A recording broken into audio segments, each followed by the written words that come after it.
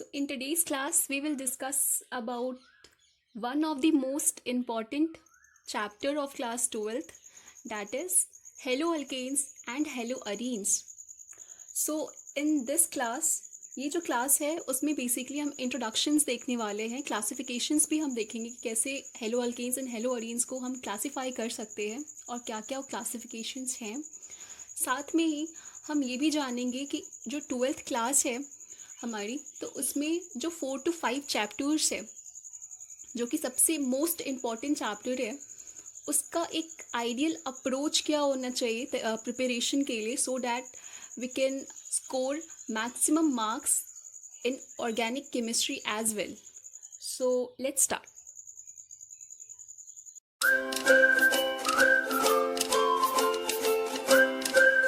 अभी जो पढ़ेंगे वो इंट्रोडक्शन पढ़ेंगे, राइट।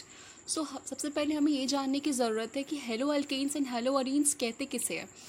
सो हेलो अल्केन्स जो वर्ड है वो हेलो प्लस अल्केन से मिलके बना हुआ है।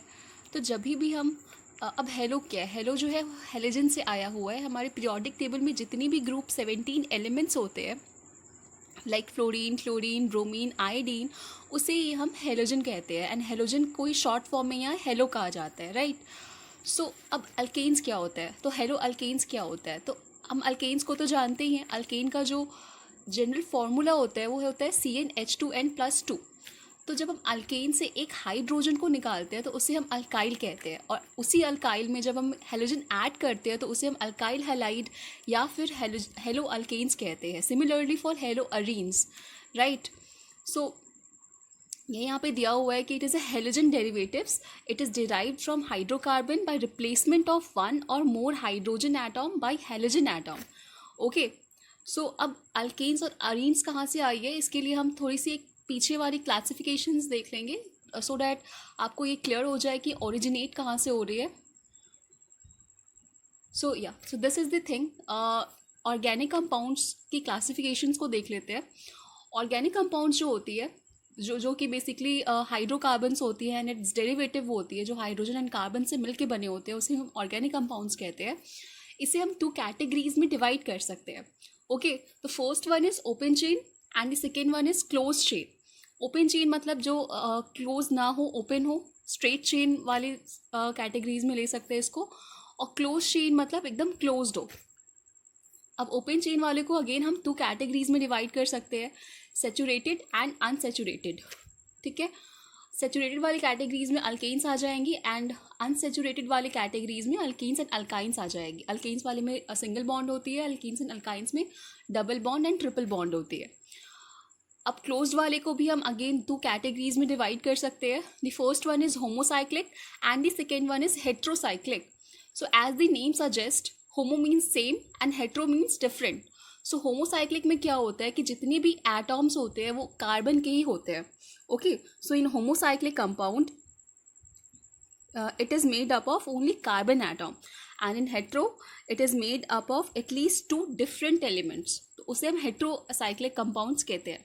सो होमोसाइक्लिक एंड हेट्रोसाइक्लिक कंपाउंड्स जो है उसे हम फर्दर अगेन 2 कैटेगरीज में डिवाइड कर सकते हैं। The first one is alicyclic compounds and the second one is aromatic compounds.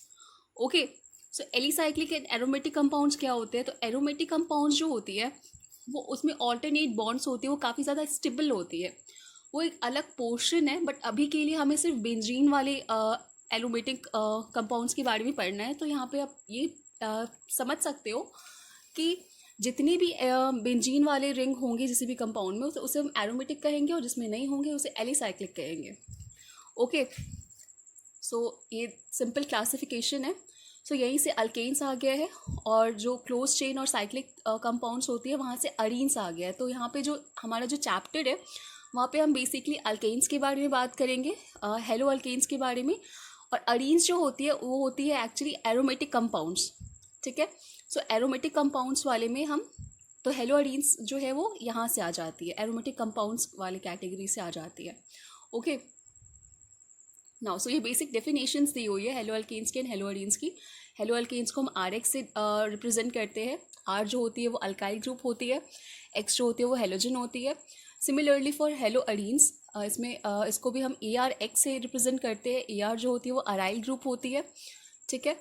और अराइल ग्रुप मतलब जब भी एक बेंजीन हम बनाएंगे तो हर एक कार्बन के पास लाइक बेंजीन का जो फॉर्मूला होता है वो होता है C6H6, right.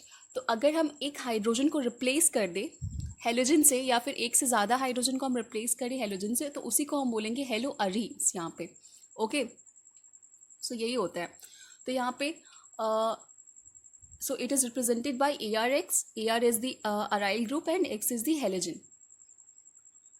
Now, so this is the highlight of this video.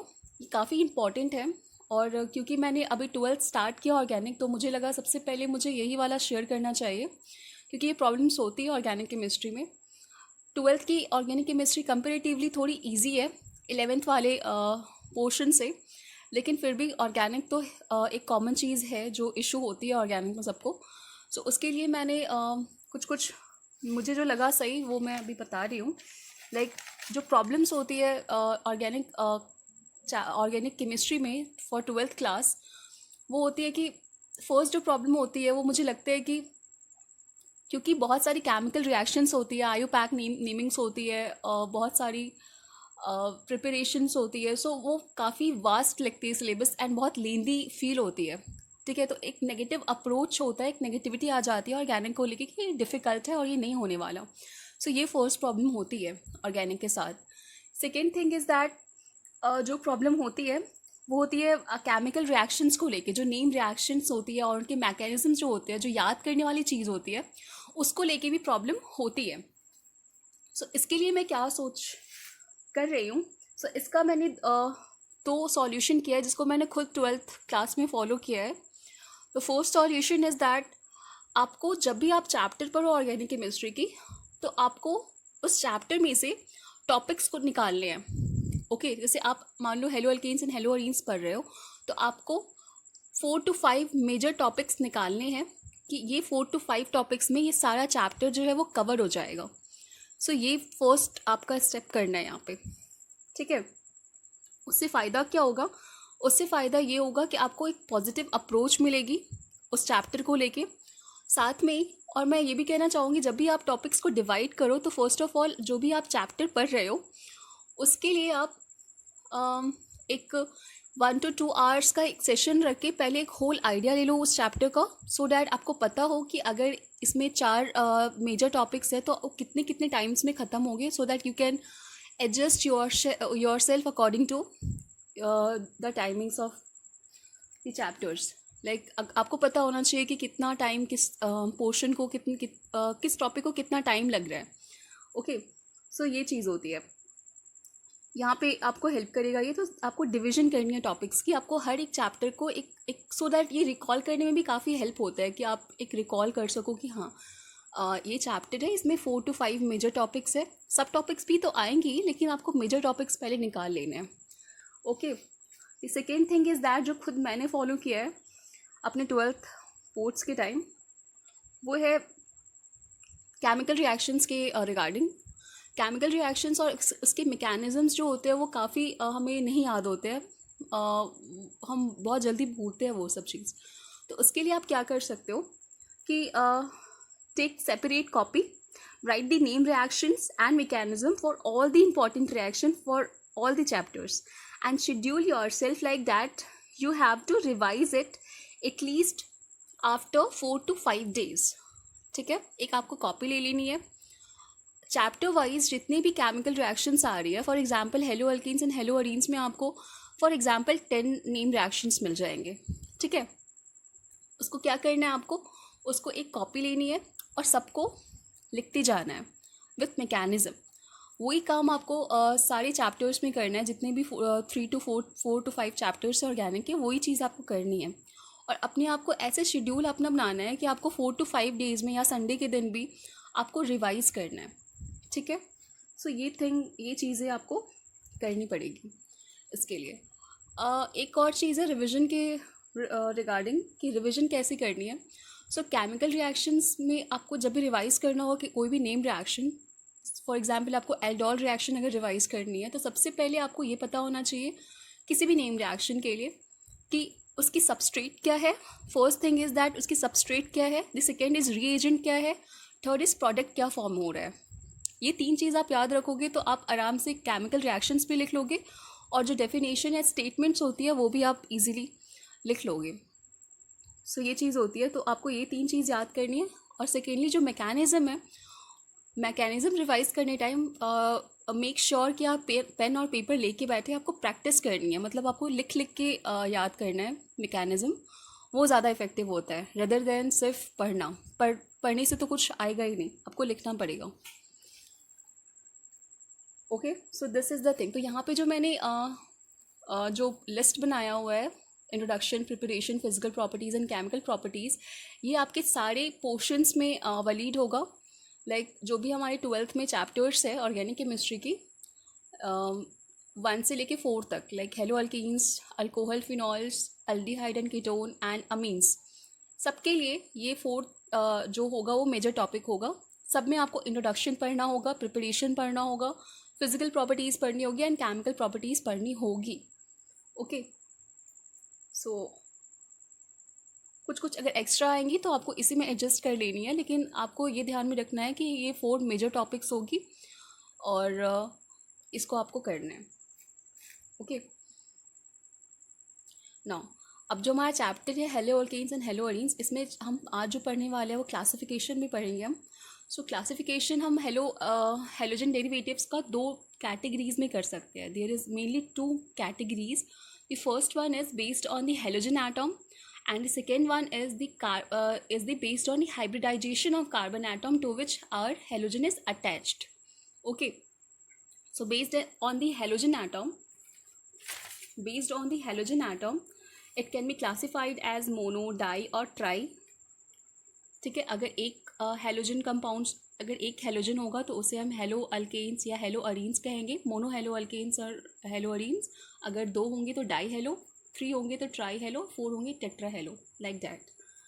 And the second one is hybridization of carbon atom. अब जो हमारा हेलोजन अटैच है वो जिस कार्बन से अटैच है, अगर वो sp3 होगा तो उसकी क्लासिफिकेशन, उसकी कैटेगरी अलग होगी। अगर वो कार्बन जो है वो sp2 हाइब्रिडाइज होगा तो उसकी क्लासिफिकेशन जो है वो अलग होगी।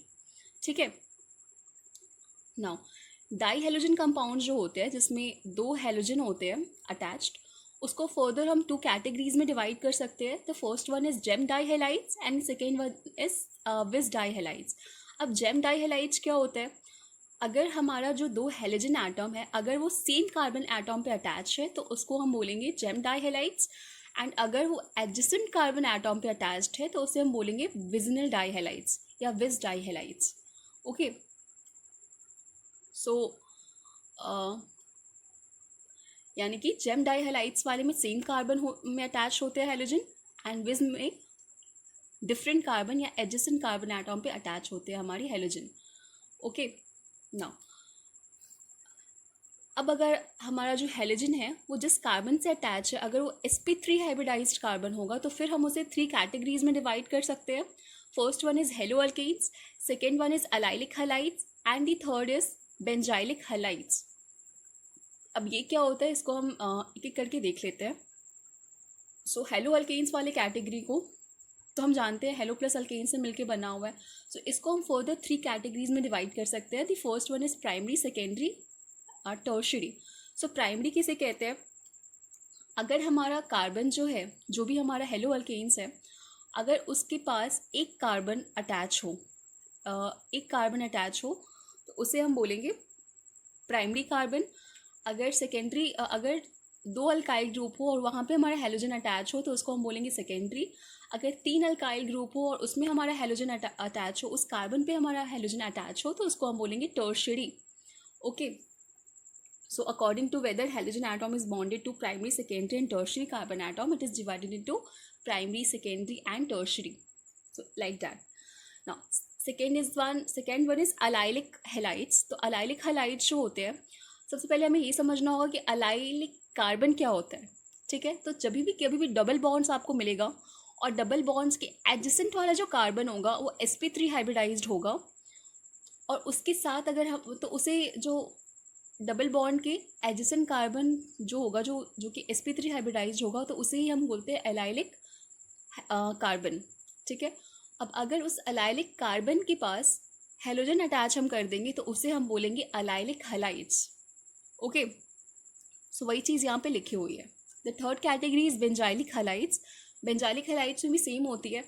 लाइक अगर किसी बेंजीन कोई बेंजीन रहेगा और उसके ऊपर हम अगर एक उसके एडजेसेंट में या किसी भी साइड में हम अगर कार्बन एटम अटैच कर देते हैं जो कि sp3 हाइब्रिडाइज्ड होगा तो उसे हम बोलेंगे बेंजाइलिक कार्बन।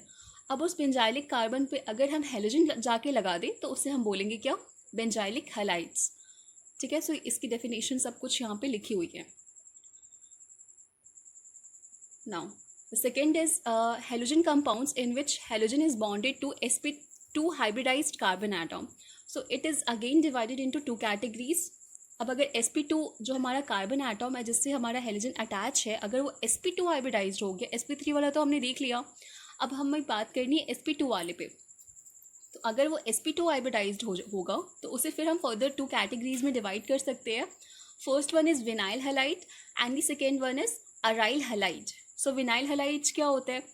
विनाइल हैलाइड्स सबसे पहले हमें ये जानना पड़ेगा कि विनाइलिक कार्बन किसे कहते हैं। तो जो भी डबल बॉन्ड होगा ना, C डबल बॉन्ड C, तो जो C है जो इन्वॉल्व है डबल बॉन्ड में उसी को ही हम लोग विनाइलिक कार्बन कहते हैं। ठीक है, अब अगर उस C में अगर हम कोई हेलोजन ला के लगा दें तो उसे हम बोलते हैं विनाइलिक हैलाइड्स। ठीक है, वही चीज़ यहाँ लिखी हुई है, halogen is bonded to one of the carbon atom of the vinylic carbon atom CC double bond which is sp2 hybridised. So किसी भी अगर कार्बन में कोई भी C डबल बॉन्ड C होगा, अगर डबल बॉन्ड प्रेजेंट होगा तो उसी कार्बन को ही हम बोलते हैं विनाइलिक कार्बन। और उस विनाइलिक कार्बन पे अगर हम हेलोजन एटम अटैच कर दें तो उसे हम बोलेंगे vinylic halides. Second is aryl halides. Aryl halides में क्या होता है कि जब भी हम किसी के किसी अरीन्स को ले लेते हैं, लाइक एरोमेटिक कंपाउंड्स को ले लेते हैं, और अगर हम उसकी एक हाइड्रोजन को हटाकर हेलोजन ले आते हैं तो उसे हम बोलते हैं aryl halides. Okay, so basically जो कार्बन होती है यहाँ पे वो sp2 हाइब्रिडाइज होती है, और sp2 हाइब्रिडाइज्ड कार्बन के साथ अगर हम अपना हेलोजन लगा दें तो उसे हम बोलते हैं अराइल हैलाइड्स। सो इस चैप्टर में बेसिकली हमें पढ़नी है मोनो हेलो अल्केन्स के बारे में एंड मोनो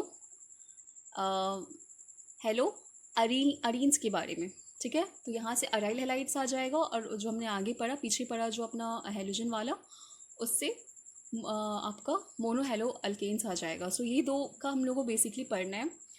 इसमें आगे की जो पोर्शंस है हमारी वो प्रिपरेशन है, अभी पैक नहीं भी पढ़नी है हमें, प्रिपरेशन है, केमिकल प्रॉपर्टीज़ है, फिजिकल प्रॉपर्टीज़ है। सो ये आगे वाले पोर्शंस है।